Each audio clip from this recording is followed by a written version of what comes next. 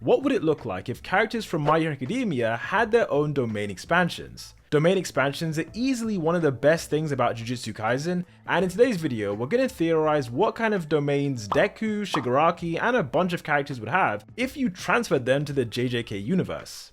Firstly though, remember how at the beginning of My Hero, Midoriya would constantly analyze everything to the point where he went through at least 13 different journals. In reality, he could have saved a lot of time and a lot of paper if he'd known about today's sponsor, Day One. Day One is the #1 journaling app on the App Store, and for good reason, because it has a ton of features to help you organize your life and just reduce stress. Personally, I am someone who used to physically journal for a while, but I'll explain how making the switch to Day One changed literally everything. The text-to-speech premium feature on this app means that whenever I have a rough idea for a video, all I have to do is open it up and just unload everything I'm thinking, which is honestly a great way to clear your mind anyway, and when I'm done, the app's already written everything down for me. What's amazing is that if you do this on your phone, whatever you say almost instantly appears on your computer as well, since when you have Day One, any journal entry you make is synced to all your other devices. This means that unlike a physical journal, it is quite literally impossible to lose your notes. For me, Day One is where I keep my daily to-do list, workout routine, and pet journal, which is something I started doing because I was already taking pictures of my dog pretty much every day.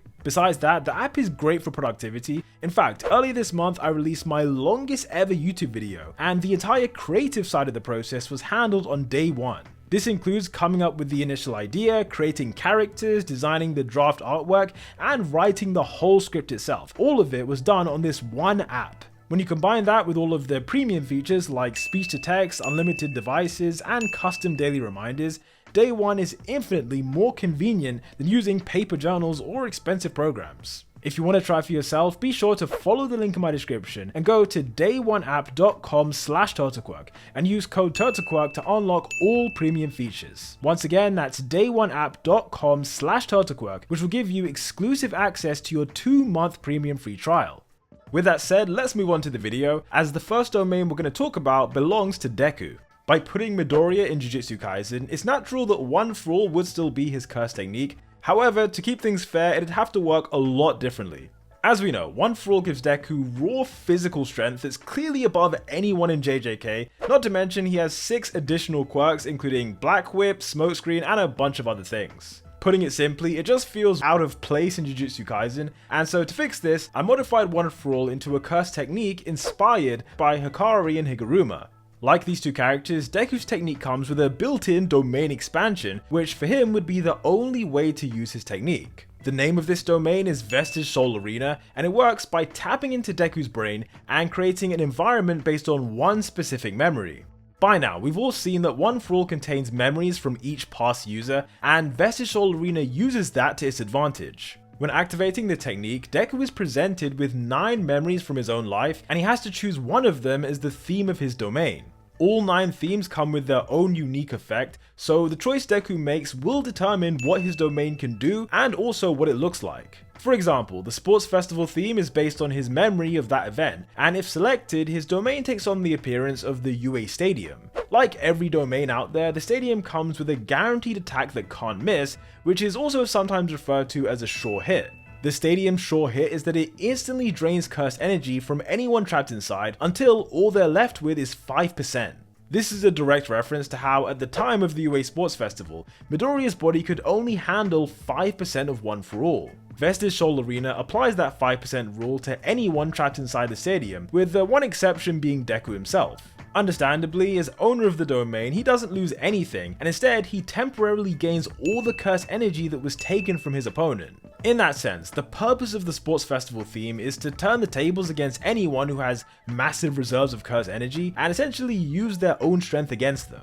The downside, however, is that the victim still does have access to their curse technique, and so, if they're skilled enough, they might still be able to win even with just 5% curse energy left. Now, before we explore the 2 most powerful themes, I wanted to quickly break down the general rules of this domain. Rule number 1 is that once a theme is selected, it is impossible to change it, meaning the choice should be made carefully depending on who the opponent is. Rule number 2, although Midoriya is one of the few characters to have multiple options for his guaranteed hit, none of them are designed to kill his opponent. This makes his domain less fatal than the ones we've seen, but in exchange for this drawback, it can be activated in 0.4 seconds. Rule number 3 is that before he opens the domain, Midoriya's technique doesn't really do anything, but inside the domain he can use certain abilities depending on the theme. Rule 4, nearly all of the effects in Vestige Soul Arena are limited to 9 minutes, so for instance, Deku's curse energy boost would end after that period. Finally, rule 5 is that hidden inside Vestige Soul Arena are 8 secret themes based on the memories of past One For All users. Midoriya has the option to unlock these memories by making a binding vow with himself, but the vow would require him to sacrifice the fast activation speed of his domain. Anyhow, it's time to move on to the 2 strongest themes Deku has, the first of which is the Vestige world. If selected, it transforms his domain into the inner world of One For All, containing 8 Shikigami under his control. Each Shikigami takes on the appearance of a previous One For All holder, while also possessing a variation of their ability. In terms of usefulness, I'd rank them on a similar level to Megumi's Great Serpent, so not the worst, but also not exactly the best. Luckily for Midoriya, the danger of this theme doesn't come from the individual Shikigami, but instead it comes from what happens when they're combined. By reciting an incantation, Deku can merge all of them together to form this super Shikigami called the Divine Symbol of Peace. This divine symbol has boundless curse energy comparable to Rika, and physical strength closer to All Might than any Jujutsu Kaisen character. Essentially, he's an indestructible god that Midoriya can control for 9 minutes, but once the time is up, the symbol reverts back into the 8 separate Shikigami. By the way, if you're wondering about the sure hit, for this theme the sure hit effect is Black Whip, because it's meant to buy Deku enough time to do the incantation. Next up, the final theme of Vestige Soul Arena that we're going to discuss is the one related to Overhaul. During that storyline, there was a crucial moment where Mirio lost his quirk, Deku then shows up, and then Eri rewinds his body so he can keep fighting at 100%. Because the Overhaul theme is created from this memory, the sure hit disables the technique of whoever Deku's fighting. Without a technique, his opponents can't use their domain expansions if they have one, and more than that, they're forced to fight using just curse energy alone. This would be bad news for anyone who heavily relies on their technique, and even for the elite sorcerers, not being able to use your domain or technique is a massive disadvantage. For Midoriya though, his technique would still be active, and inside of this specific theme, it'd give him super strength and super speed that no other theme gives him access to. In the comments down below, let me know which option you personally think is the best out of the 3 we've seen, and at the end of the video, I will be explaining one more that I didn't get the chance to talk about. Now, switching over to the only student from Class 1B in this video, Monoma is next on the list. In My Hero, Monoma has the power to copy other people's quirks by touching them, however it does come with a few limitations. To me, his main issue is the timer, because when he was first introduced he could only copy quirks for a maximum of 5 minutes, although to be fair, later on he did improve that to 10. Regardless, the time limit is why his costume design has all of these watches, since Monoma constantly needs to be aware of how long each quirk will last. His domain expansion takes inspiration from this, hence why the name is Cursed Clockwork. Similar to Infinite Void, the aim of Cursed Clockwork is to overwhelm your opponent to the point where they can't realistically fight back. Scattered across this domain are exactly 5 clocks, all moving at different speeds, with the one behind Monoma being the Master Clock. This Master Clock is the only one that follows the proper flow of time, while the remaining clocks move at 1%, 10%, 20%, and 50% of the Master Clock speed. When someone's trapped inside this space, the sure hit effect alters their perception of time by applying the speed of each clock to different parts of the brain. For example, thanks to Sukuna, we know that a person's curse technique is stored in the right prefrontal cortex, and if the 10% clock was applied to that region, the victim's technique would operate at 10% its normal speed. In other words, imagine it took Megumi 10 times longer for his Shikigami to take form, or if it took Todo 10 times longer for his clap to actually do anything. That lack of speed could literally be the difference between life and death, and again, this is just one example of how Cursed Clockwork operates. At its full potential, the sure hit targets 5 areas of the brain that control sight, movement, hearing, thinking, and curse technique, forcing them to operate at their own speeds. The end result is a severely confused person whose mind would be just so out of sync with their body, and for Monoma, it's basically an instant win. As a side note, Monoma's everyday regular curse technique would operate in the same way as his quirk, so when opening Cursed Clockwork, it's possible he has a bunch of other techniques ready to use as well.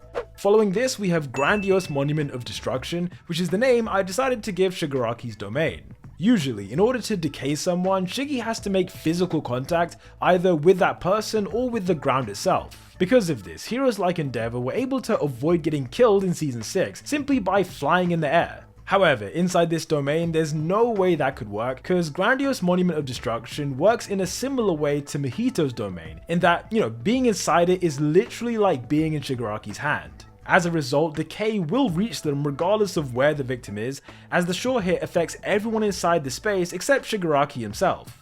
In terms of the design, I felt like a city worked well as the background, because firstly, this environment is where his hatred for Hero Society first began. It's also what his inner Vestige world looks like, and by my count, he's destroyed multiple cities throughout the series, including Jakku, Deika, and another one more recently in the manga. Flashing forwards to Ochako, her domain is a pretty interesting one called Maximum Gravity. As we know, in normal circumstances, Ochako's power lets her remove the effect of gravity on whatever she touches, causing that person or object to just float in the air. Now, if you were to put her in the Jujutsu Kaisen universe, it's reasonable that over time, she'd have the potential to learn Curse Technique Reversal. Curse Technique Reversal is what happens when you use positive energy to power your technique, and usually it results in your technique doing the opposite of its normal function. In Ochako's case, this would mean increasing the effects of gravity instead of removing it, and this is what brings us to her domain. In this space, the sure hit allows her to fully control the gravitational force on whoever's trapped inside. For example, the second her domain opens, she could crush someone without even touching them by turning up the gravity till it's thousands of times stronger than Earth. Technically, the option is also there to let her opponent float before smashing them into the ground, but that would probably kill someone, so I'd imagine that she'd save that for cursed spirits. By the way, as you can tell, the appearance of the domain is inspired by a black hole, specifically the black hole from Interstellar, because I figured with a name like Maximum Gravity, it wouldn't really make sense for it to look like anything else. Anyhow, Todoroki is the final student on this list, and his domain would easily be one of the most fatal. In this universe, I do imagine Shoto would have insane amounts of curse energy, probably around the same tier as Yuta and Gojo as well, and his technique would let him convert that into seemingly endless amounts of ice and fire. When it comes to his domain expansion, it'd take the form of a palace made completely of ice, and there were a couple reasons for this. In my opinion, when Shoto was first introduced, he had a certain aura around him, like he was a level above everyone else, and that's partly true because of his overpowered quirk and the fact that he got into UA because of recommendations, and also because his dad is the second best hero in the country. In fact, one of the early chapters described him as the boy born with everything, and despite his crappy childhood, I'd say he still gave off the vibes that he was, he wasn't a normal person like everyone else. For that reason, a palace made of ice did seem appropriate, and it functions in a similar way to the smallpox deity's domain. When trapped inside Frozen Fiery Palace, his opponent instantly gets frozen in a block of ice, and they're given a countdown of 5 seconds to break free. As we've seen, breaking free from this isn't the easiest thing in the world, and in this universe, if you can't at least move your arms, then yeah, you're pretty much screwed. Without any movement, there's no way to do anti-domain techniques like Hollow Wicker Basket or Simple Domain, and yeah, for a lot of sorcerers, hands are also necessary for their own curse technique. So yeah, overall, this 5-second challenge would be impossible for a lot of people. Once the 5 seconds are over, the domain rapidly heats up, instantly boiling the ice with the victim trapped inside. This results in an explosion of steam, severely burning Shoto's opponent and possibly killing them, depending on how tough they might be. With that said, my friends, that was the final domain expansion, but before we end the video, I wanted to quickly explain one idea I had for Deku's domain that I didn't get the chance to mention. This classroom theme was based on the time before he joined UA, where Midoriya was quirkless and just constantly taking notes of everything. If the classroom theme is selected, Vestige Soul Arena takes on the appearance of the old middle school they used to go to. The guaranteed hit of this theme is a harmless one that scans the opponent and then provides Deku with a notebook filled with details on the person's technique, cursed energy levels, and also a list of their strengths and weaknesses. Essentially, it's a file containing everything there is to know about the enemy, so for instance, it would tell Midoriya all about Sukuna's fire and the fact that Malevolent Shrine doesn't have a typical barrier like we see from most domains. Obviously, the downside to this theme is that it doesn't hurt the opponent in any way, but it is a quick way to gain intel that no one else can get. In that sense, it is probably better as a support kind of thing, like quickly opening the domain, getting the notebook for 9 minutes, and then just revealing everything there is to know, or everything that's relevant to the other sorcerers. That being said, let me know in the comments down below what you think of this one and everything else in this video, and as always, thank you for watching. Until the next one, peace out.